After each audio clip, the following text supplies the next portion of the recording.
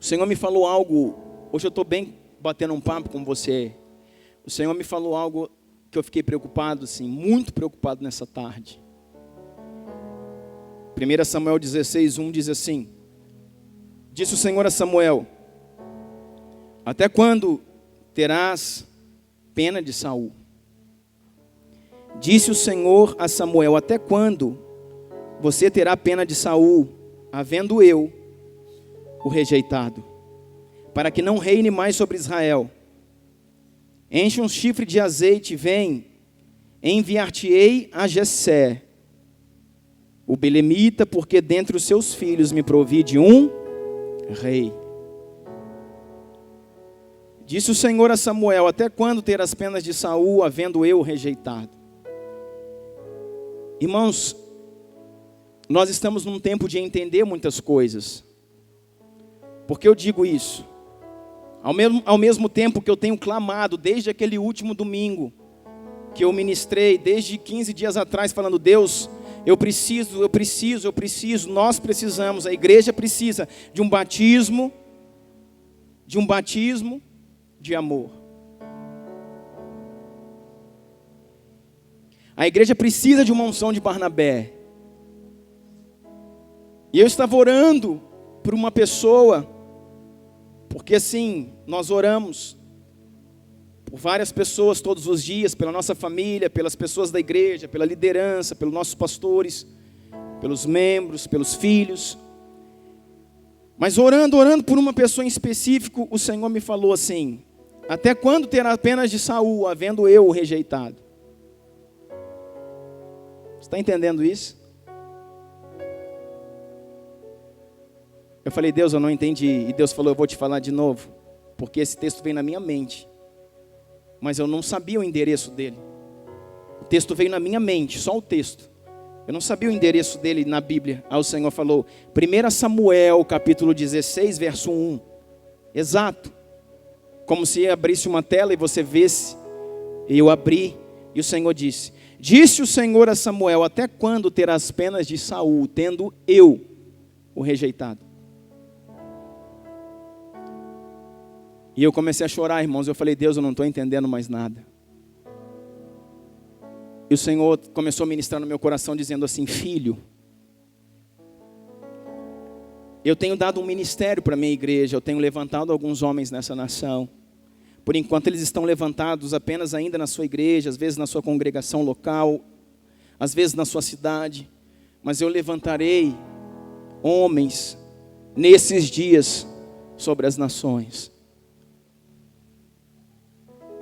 Irmãos, eu não sei o quão distante é para você pensar nisso, o quão distante é para você entender isso.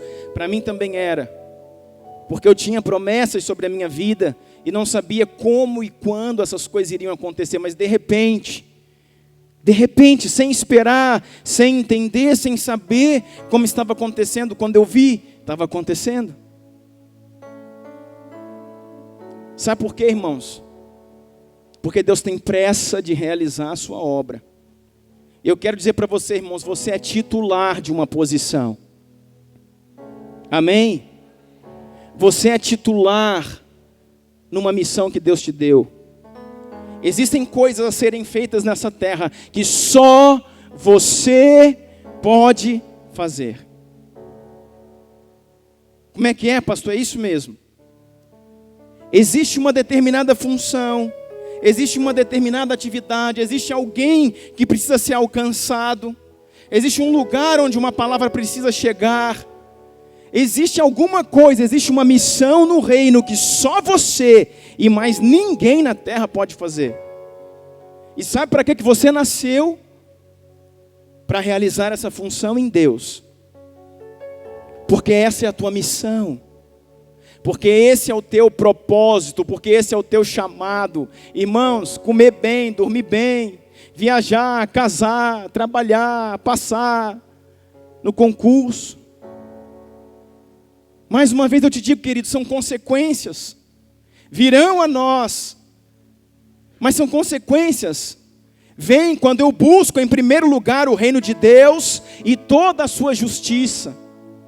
quando eu busco em primeiro lugar o Senhor, e não somente o Senhor, mas também o seu reino, e o Senhor trata de colocar num reboque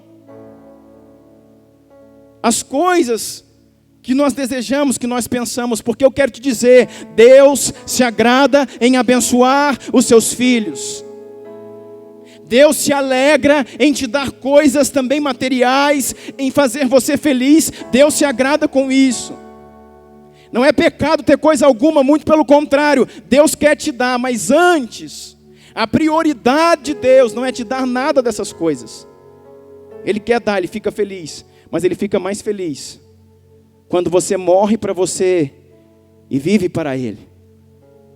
Ele fica mais feliz quando você renuncia a sua própria vida para viver a dele.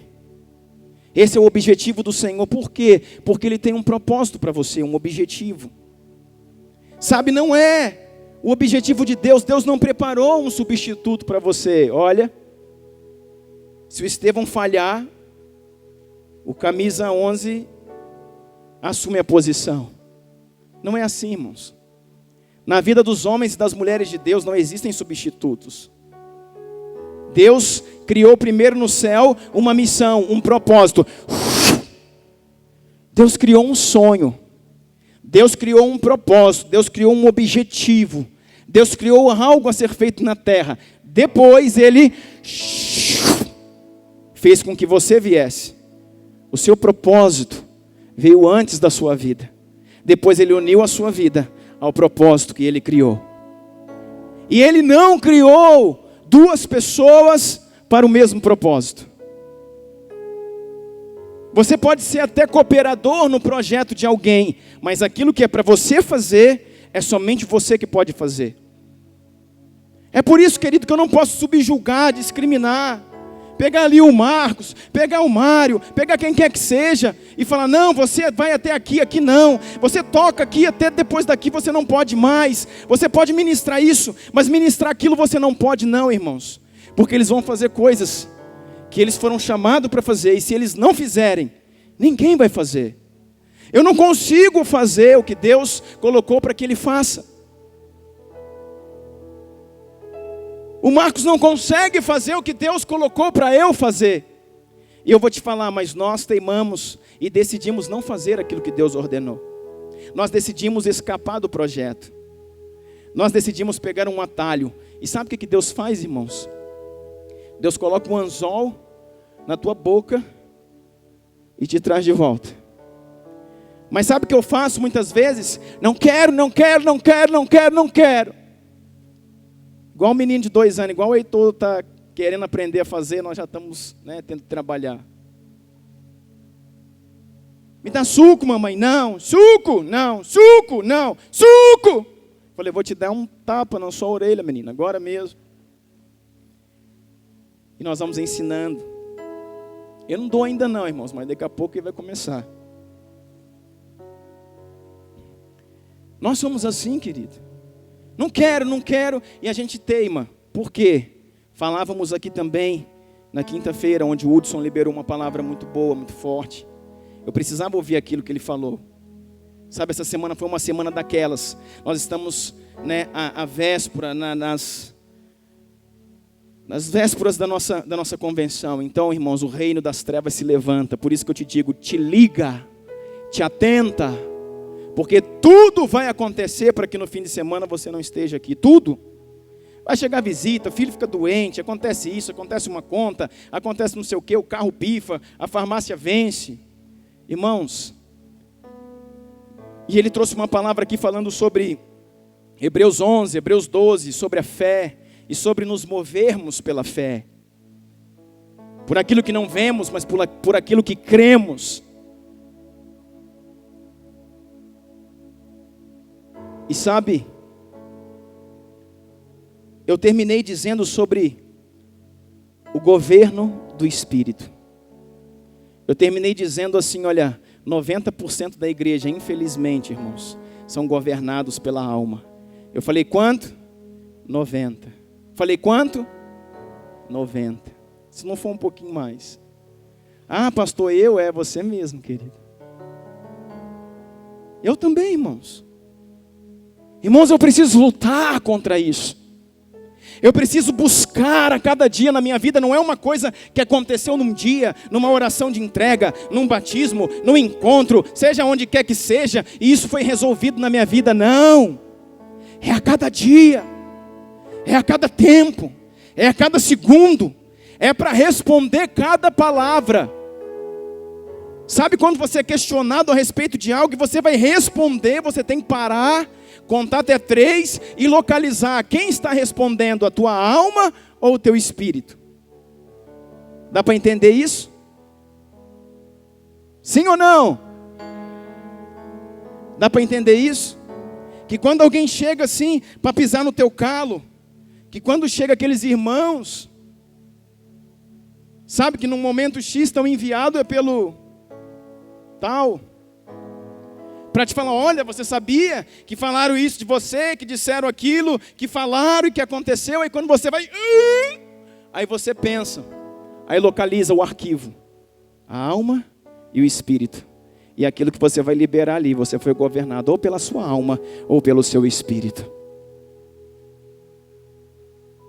Quando eu fico sabendo de alguma coisa, agora eu vou tomar uma atitude, aí quando você vai tomar, querido, você para e pensa, se eu estou sendo governado pela alma ou pelo espírito. Isso é a cada dia. Num dia, a cada minuto. A cada momento. Saber quem é que tem governado, querido, as nossas vidas. Se é o Senhor que te governa, se é o Espírito Santo que te governa. Sabe, se o ânimo que está em mim, se a gana que está em mim, se a vontade de fazer que está em mim, se a santidade que está em mim. Isso vem do Espírito? Ou é aquelas coisas?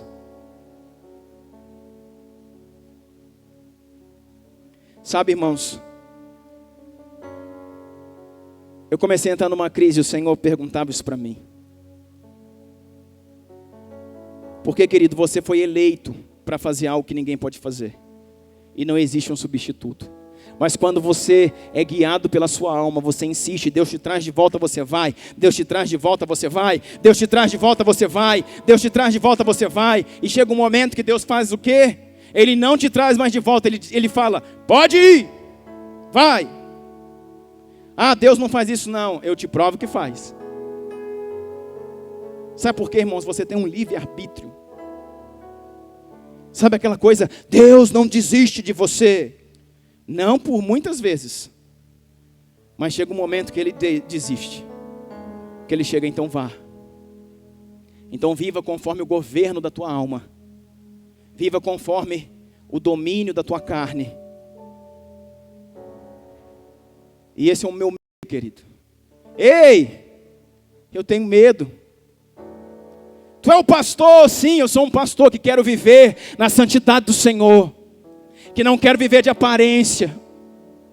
Que não quero viver de uma voz, daquilo que dizem, daquilo que vem. Eu quero viver a cada dia, no meu quarto, na minha solidão, quando eu estiver sozinho, em lugares em que ninguém vê, mas o Senhor me vê. Ele precisa saber quem eu sou.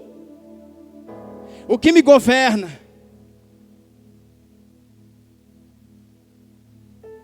Sabe, irmãos, pessoas não podem me influenciar. Pessoas não podem falar, não vai, não faz, sai daqui, vem para ali, fulano fez isso. Irmãos, eu tenho ensinado isso para os meus líderes, cuidado com aquilo que você ouve. Até mesmo de pessoas inflamadas dentro da igreja, no mundo, em qualquer lugar. Seja governado pelo Espírito de Deus. Ouça a voz do Senhor. Não siga a corrente, não siga o fluxo. Não siga a multidão, não siga amizades que às vezes você não sabe se estão sendo governadas pelo Espírito ou pela alma. Sabe, irmãos, eu consigo detectar isso em mim. Eu respondi alguma coisa em um determinado tempo. Eu falei alguma coisa em outro tempo e eu penso, isso foi a alma, bandida, infeliz.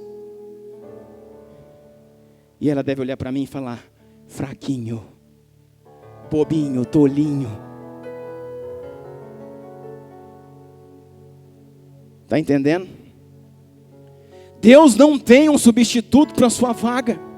Deus fez um propósito e fez você e uniu você ao propósito. O propósito é maior do que você. Está entendendo? O propósito é maior do que você. Aquilo que você ministra é maior do que você. Aquilo que você libera é maior do que você. A palavra e o reino de Deus são maiores do que você.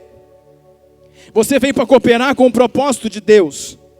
Mas Deus só fez você, Ele não fez os substitutos para quando você para. E quando eu paro, pastor, aí, querido? Quando Deus te traz uma, te traz duas, te traz 3, 4, 50 e você não quer. Deus não pode fazer com que a obra pare. Ele vai levantar alguém. Sabe qual é o problema, irmãos? Ele não tem esse alguém pronto. Ele vai ter que preparar alguém.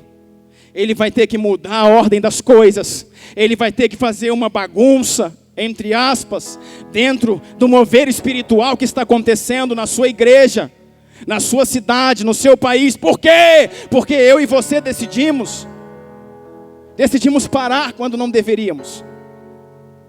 E o Senhor falou, ok, vou te deixar, cara. Lembra lá, em 1 Reis, no capítulo 19, Elias, primeira ou segunda, não sei. Elias, primeira. Quando Elias desiste. E sabe qual que é o problema, irmãos? Elias nunca desistiu do Senhor. Ele nunca desistiu de Deus. Porque às vezes até de Deus nós desistimos. Nós deixamos Deus. Nós nos decepcionamos com Deus. Nós nos ferimos com Deus. Nós nos sentimos esquecidos, rejeitados por Deus. E o que será que Deus, o Deus de toda a terra, pode fazer num momento desse? Mas o problema de Elias, ele nunca deixou Deus. Ele sempre amou a Deus. Ele sempre foi íntimo de Deus, amigo de Deus. Mas ele desistiu da igreja.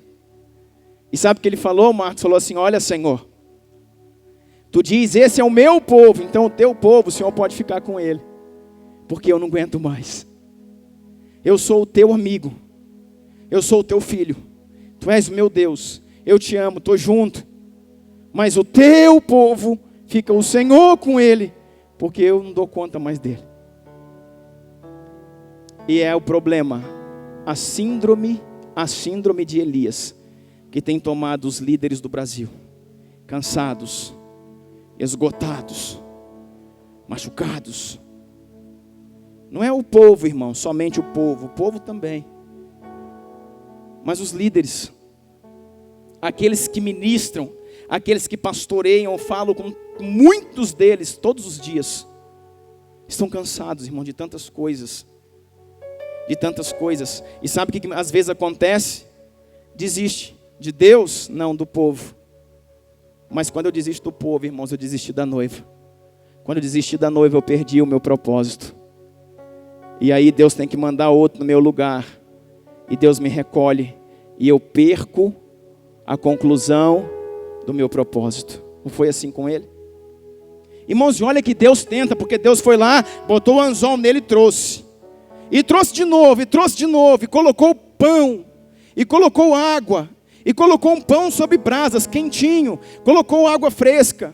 E trouxe de novo. E ele ia para a caverna. E trouxe de novo. E ele ia para a caverna. E mandou anjo. E ele ia para a caverna. E foi o próprio Cristo. Foi o próprio Deus. E ele ia para a caverna. Então o Senhor falou, basta. Chega. Faz o seguinte. Tu parou. Unge Azael, rei sobre a Síria. Unge Jeú sobre Israel. E unge Eliseu, profeta, no seu lugar. E aí eu vou te buscar. O Senhor veio buscar ele. Porque ele era amigo de Deus. E ele foi para a eternidade. Mas perdeu o seu propósito. Deus teve que mover alguma coisa. A minha pergunta é, irmãos, eu tenho sido o homem que estou cumprindo aquilo pelo qual fui chamado, eu estou fazendo com que Deus atrase a decolagem do avião, fazendo com que Deus mova algo em todo o reino, para colocar alguém naquilo que eu parei para fazer. Sabe, isso é um chamado, irmãos, de ativação. para a gente poder, sabe, balançar a cabeça e falar: meu Deus. Porque assim foi com Elias. Lembra de Samuel? Quantas vezes o Senhor, nós estudamos aqui na quinta-feira, quantas vezes o Senhor mandou gente, mandou profeta, mandou todo mundo, trazendo ele de volta. Mas ele não quis. E aí? Deus desistiu dele ou não? Quantos estiveram na aula? Pode me dizer. Deus desistiu de Samuel, não, de Eli, perdão, irmãos. Deus desistiu de Eli ou não? Hein?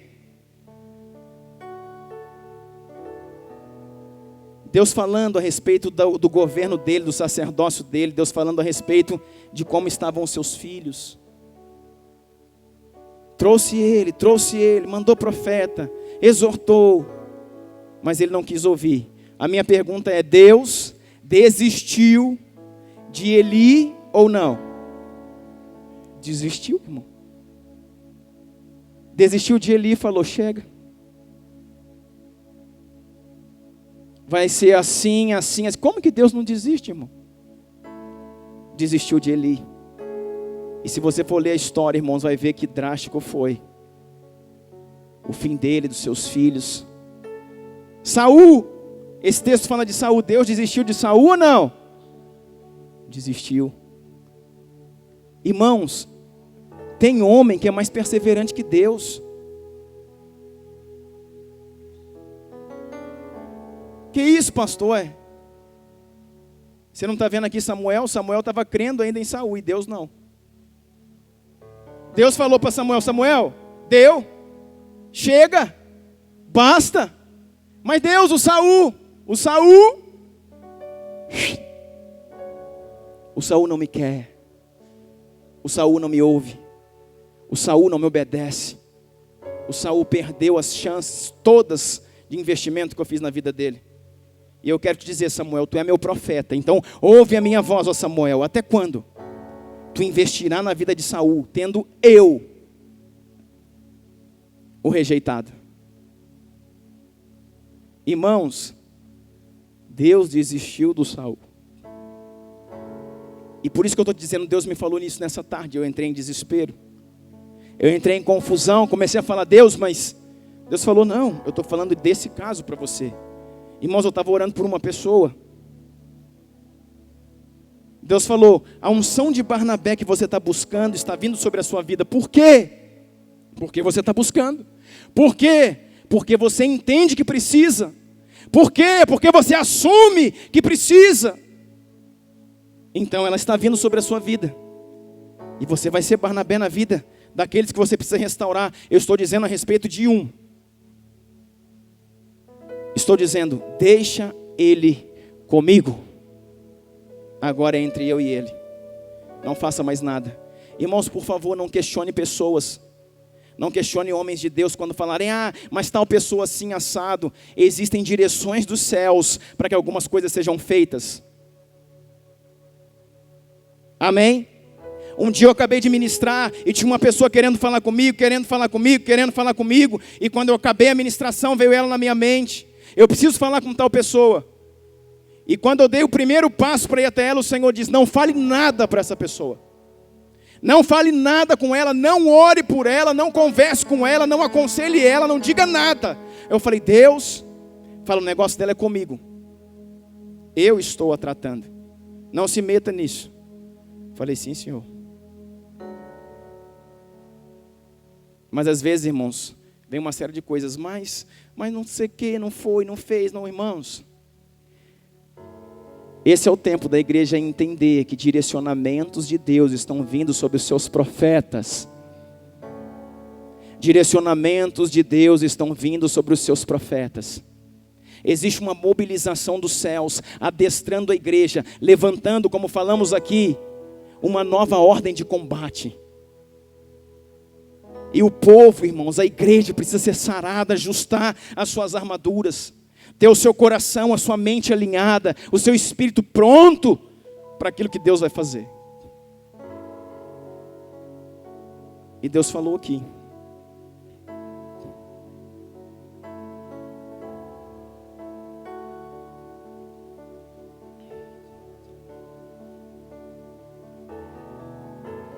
Sabe,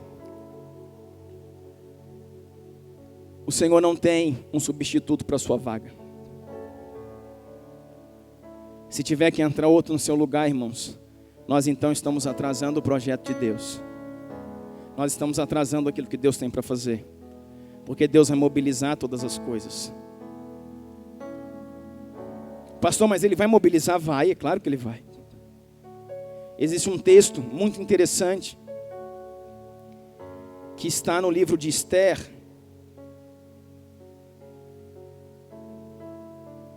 O livro de Esther, no capítulo 4, por volta aí do verso 10, 12, 13, 14.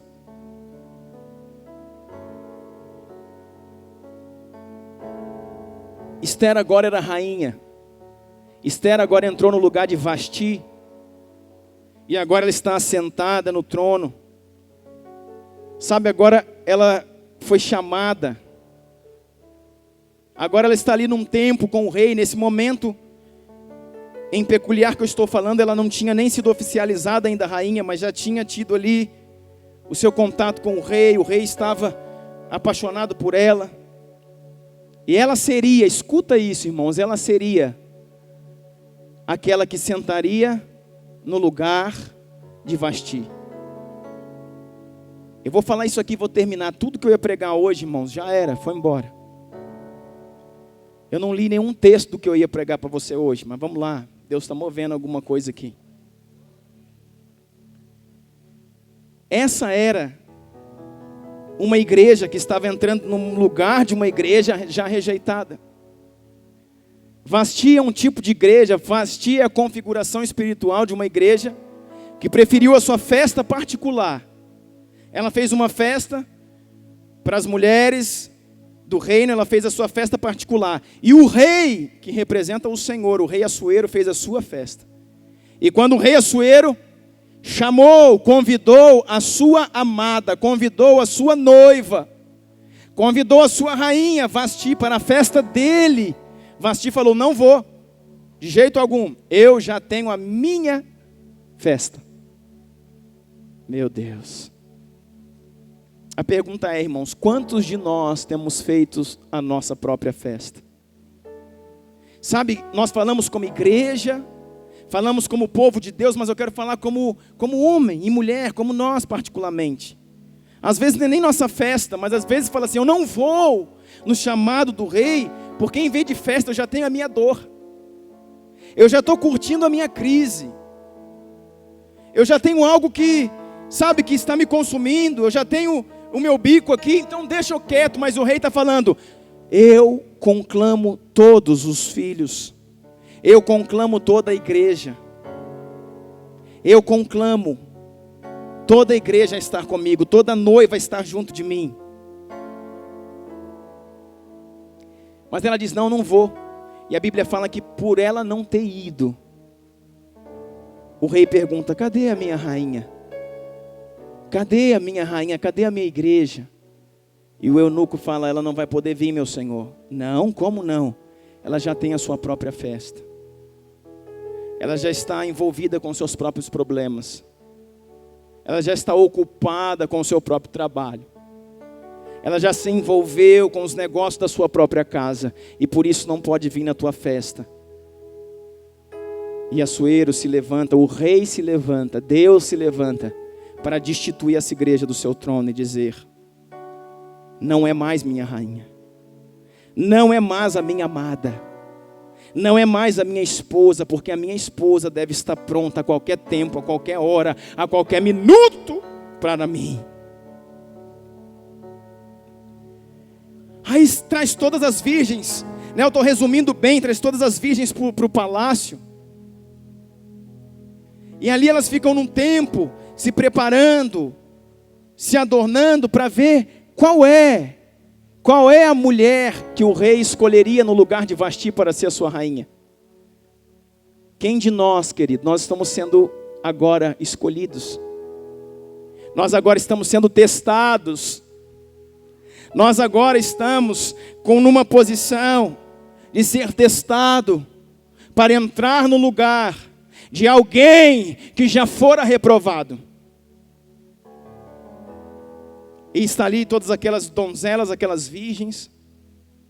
E na primeira vez que Esther vai adiante do rei, ela tem uma ordem, ela tem uma direção do Espírito Santo. Aquele eunuco ali faz o papel do Espírito Santo, que te conduz, que te ensina, que te diz o que fazer.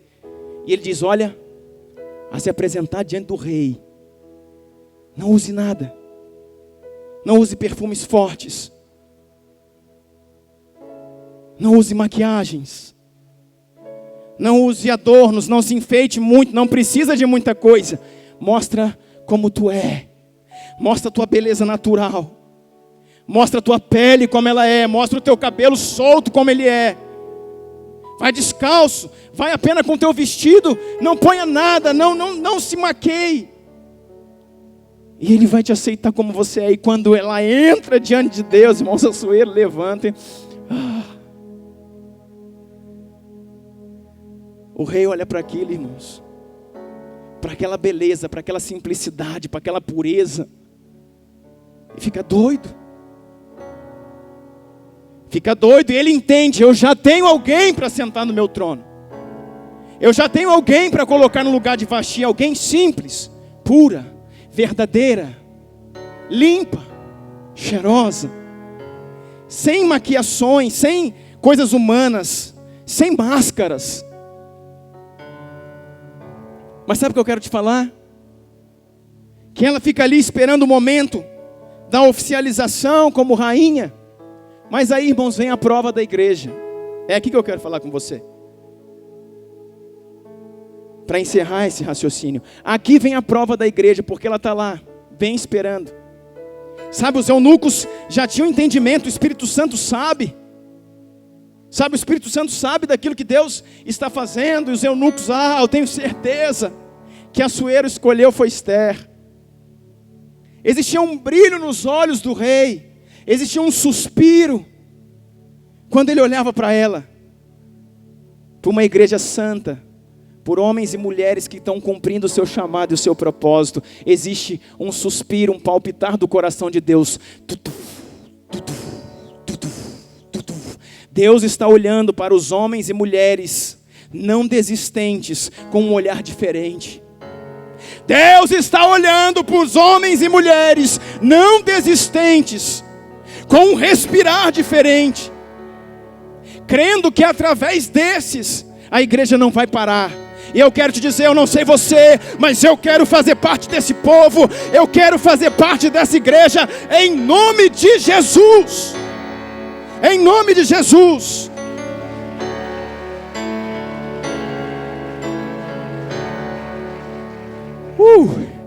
Aí, ela está lá bem tranquila e chega o teste. Aquilo que faz você parar. Levanta um capeta. Quem, pastor? É o demônio. Esse mesmo, aquele que você conhece. Levanta um homem chamado Emã, ou Amã. Um homem que está com raiva de Israel. Um homem que está com raiva dos hebreus. Um homem que está com raiva da igreja. Quem tem raiva da igreja, irmão? Quem? É Satanás, esse mesmo. Ele se levanta e estrutura tudo, arquiteta tudo. Ele faz toda a sua armadilha. Ele faz toda a sua estratégia. Sabe para quê? Para parar a igreja. Sabe para quê? Para inibir você. Sabe para quê? Para ferir o seu coração. Sabe para quê? Para você ficar de bico. Sabe para quê? Para você ficar magoado com seu irmão. Sabe para quê? Irmãos, a nossa luta não é contra carne nem contra sangue. Eu não tenho luta contra o André, não tenho luta contra o Marcos. Eu não tenho luta contra homens. Todas as vezes que eu estou ferido com um homem, a ação, a interpretação é: o meu governo é almático. Porque o Senhor já me disse isso. Guerrei contra as trevas, guerrei contra o inferno, guerrei contra Satanás. Se ire contra ele, atire contra ele, porque tua luta não é contra homens, mas contra principados e potestades que atuam nas dimensões espirituais. Quantas vezes eu olho e falo assim, eu mostro meus dentes e falo: diabo, eu estou com raiva de você. Meu irmão falou algo lá, mas foi você, diabo. Quantas vezes, irmãos? E eu começo a orar e começo a repreender. E olho para o meu irmão, irmão, eu te amo. Ainda que você tenha falado isso, você só é fraco. Porque está sendo conduzido pelo infeliz. Mas eu amo você. Ah, glória a Deus, coisa boa. E você eu te pego, infeliz. Você faz isso, irmãos? Não, né? Ah, pastor, isso aí, não, irmão, isso é a verdade. Isso é a verdade. Ah, pastor, mas é muito, não é muito, né? Irmãos, o reino é radical, a palavra é radical, o homem de Deus é radical, a Bíblia é uma só, e ou a gente vive, ou a gente não vive. É simples assim. Sabe, quando eu estou com raiva do irmão, quando não quero esse, não falo com aquele, não venho nesse, não ouço aquele, alma. E por que você acha, irmãos, que eu falo isso? Ah, pastor, seu pastor é bom. Irmãos, eu sou assim também, igualzinho você. Às vezes eu pego aquele miserável, enforco ele, e dentro de poucos dias o Senhor fala, é almáticozinho. Eu falo, não, Deus, desculpa, eu vou mudar tudo isso. É alma, irmãos. Sabe, quando a igreja está ali pronta, quando a igreja está no estado de aprovação, quando ela se apresentou pura, sabe por que você veio? Você está vindo num ponto de restauração. Você está voltando para o Senhor. Voltando como? Isso. Você está voltando para o Senhor, você está recomeçando, irmãos. Agora no evangelho do reino e não da religião. Você está recomeçando, como eu estou recomeçando. Eu estou me apresentando puro, assim como você está. E quando Deus, quando Assuero sentiu o nosso cheiro, quando Ele, acelerou o coração dele pela essência que eu e você estamos agora apresentando diante dele, aí vem o dardo do inimigo, vem a ação do inferno. Para quê? Para te causar desânimo, desistência, bico, ira, para te fazer parar. O que te para, irmãos? A ação de Jezabel, intimidação, medo. Vou parar aqui, não posso, eu estou com medo, eu estou sozinho. Irmãos, essa palavra, ela existe sempre. Eu estou sozinho, só eu faço isso, só eu fui lá, só eu entendo, só eu fiz, só eu fui orar. Sabe, irmãos, essas eram as palavras de Elias quando desistiu da igreja. E o Senhor tirou o ministério dele e falou, espera aí, Elias, só vou te dar uma única advertência, eu quero apenas que você saiba. Existiam em Israel 7.000 joelhos que nunca se dobraram a Baal. Você nunca esteve sozinho. Qual que é o problema então, pastor? Olhar para o seu umbigo e não conseguir ver aqueles que estão com você na batalha. Agora ela está lá, Esther está lá, quase se assentando no trono. Sabe o que acontece?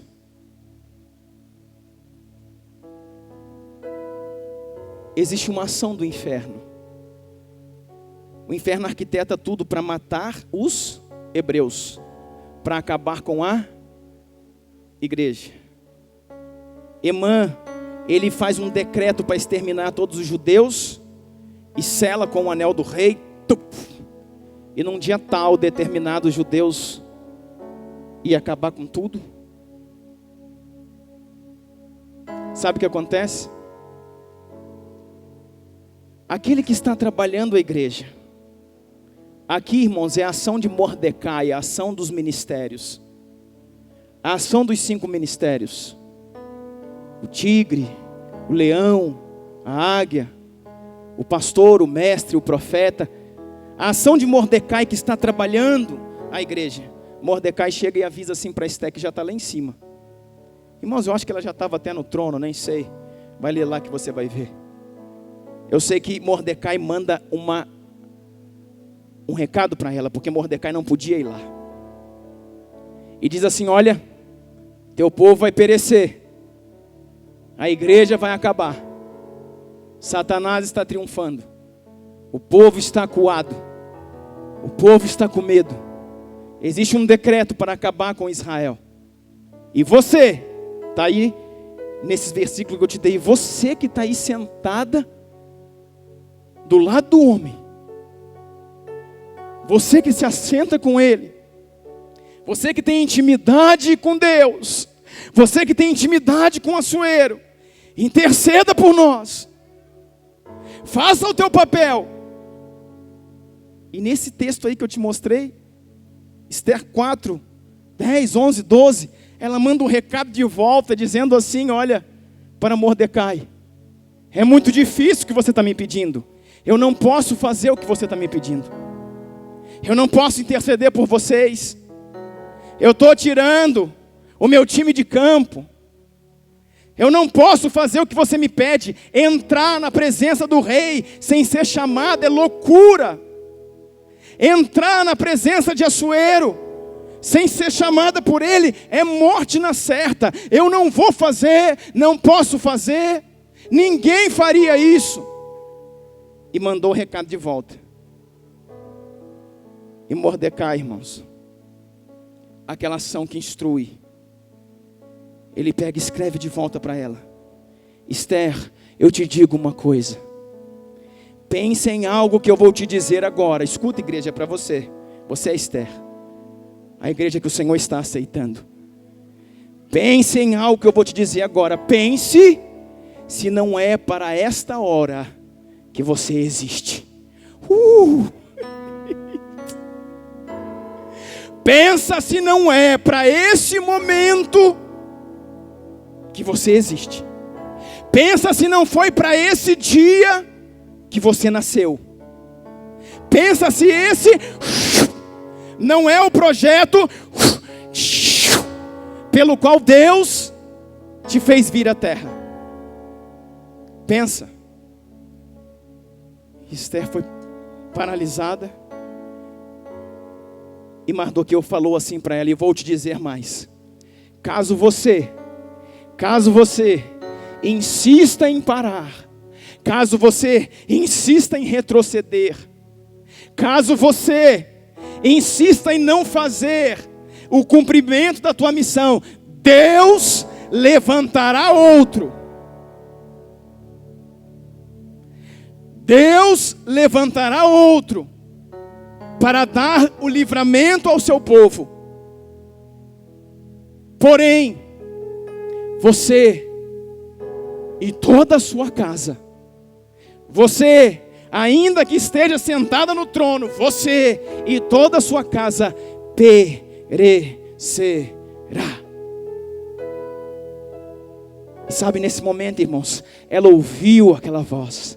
Nesse momento Esther levantou e falou: sou eu nasci para isso, foi para essa hora que eu vim. Eu não posso agora tremer, eu não posso pestanejar, eu não posso agora, sabe, pensar em mim, na minha vida, pensar nos meus caprichos. Eu preciso fazer aquilo que é o meu propósito. Então ela se prepara e entra na presença do rei sem ser chamada. E no meio dos seus negócios, no meio da sua corte, com Assuero no seu trono, ela entra com o tapete, pelo tapete à frente.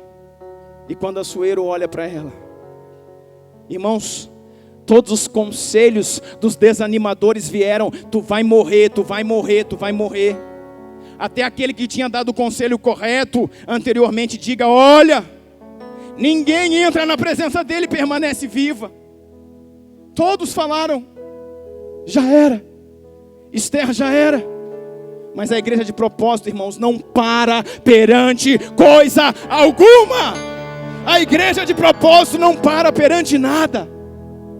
Não para perante desanimadores, perante falastrões, perante empicados, perante tristonhos. A igreja de propósito fala: eu vim para isso, eu nasci para isso, eu vou em frente, ninguém me para. Era essa convicção que tinha no Messias, era essa convicção que tinha em Yeshua, era essa convicção que tinha em Jesus. Ninguém podia fazê-lo parar. E essa convicção Ele nos deu para que esteja dentro de nós, e nada pode nos parar. Sabe, irmão, não é meu carro que estragou, meu carro que bateu, meu filho que é assim. Nada pode nos parar. Fala: Satanás, ainda que tudo pareça contrário, ainda que toque em todos os meus bens, assim como eu me lembro de Jó, tu é derrotado, porque sobre a minha vida reina o Senhor dos exércitos. Aleluia! Louvado seja Jesus.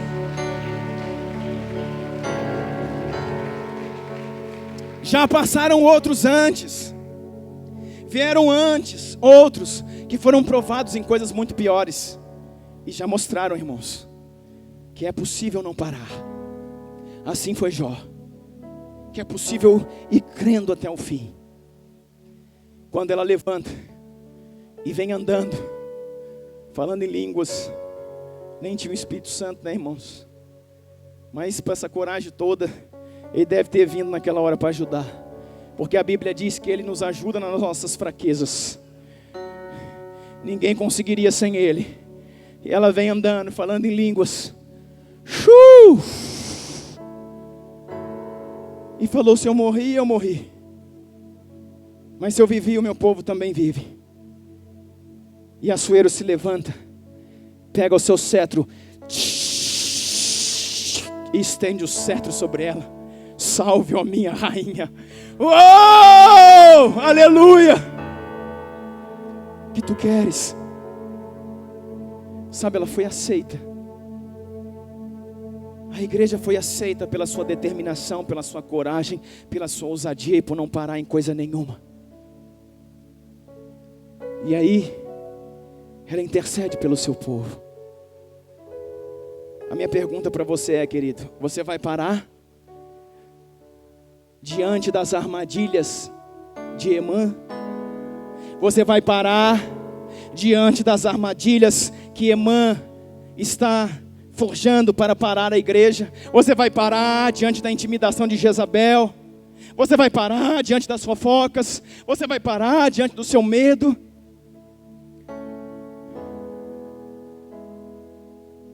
Vai fazer com que Deus te traga 1, 2, 3, 4.